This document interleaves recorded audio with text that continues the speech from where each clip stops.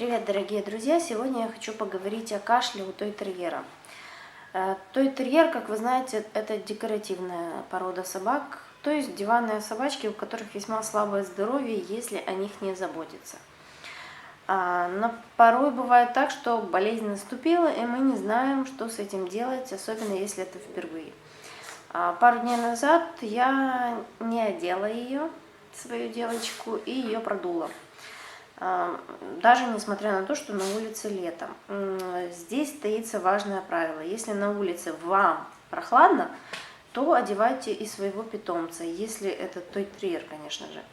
Если жарко, то этого делать не стоит, потому что жарко. Зачем ее одевать? Либо надеваем, когда солнце палящее, надеваем маечку белого цвета, чтобы было отражение солнечных лучей.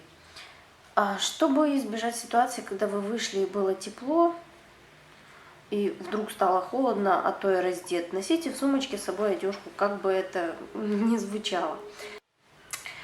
Так вот, мы простыли, и у нее начался кашель. Сначала я думала, что она подавилась, потому что перед этим она жевала вкусняшку весьма большую и проглотила ее.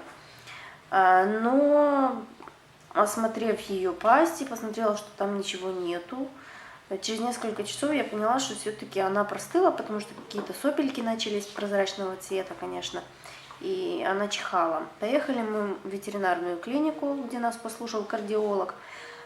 Почему кардиолог? Потому что кашель – это симптом какой-то болезни, легких, трахеи или даже сердца. У нас оказалась банальная простуда, и нам прописали сироп детский лазолван, либо любой другой детский 1 мл 3 раза в день.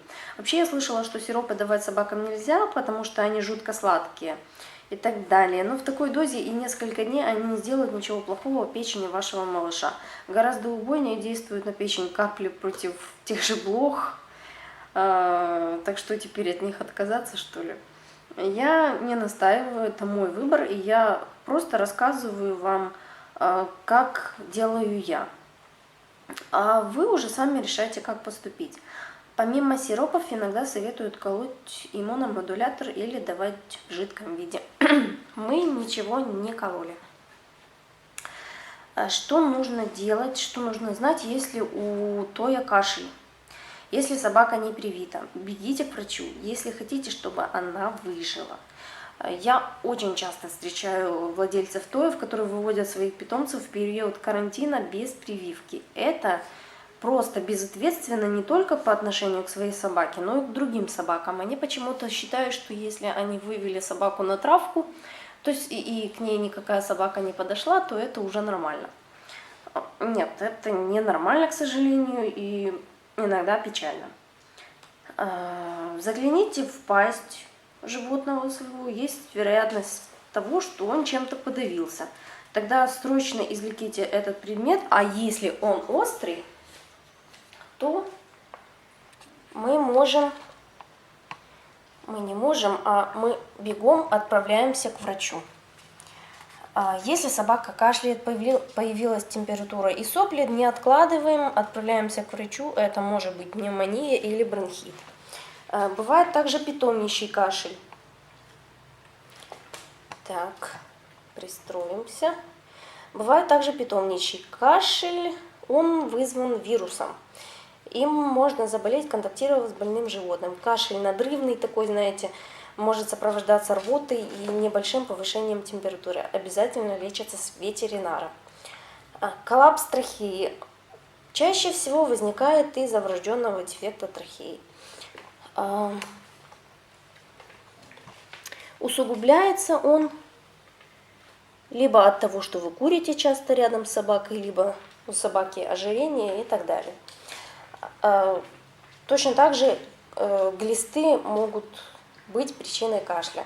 Обязательно вспомните, когда последний раз давали противоглистные. Проблема сердца тоже вызывает кашель. Чаще всего это врожденный порог, который может проявиться не сразу.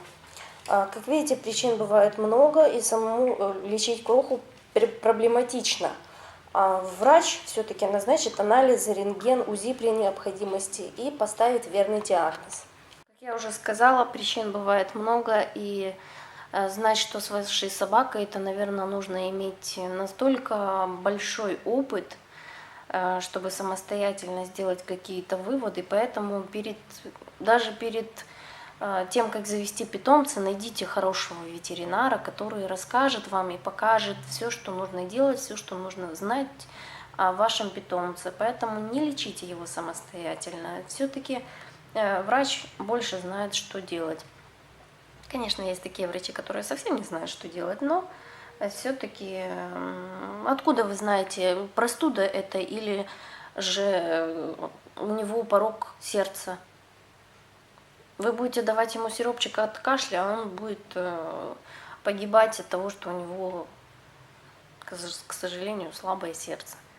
Так что не болейте и до следующих видео. Всем пока!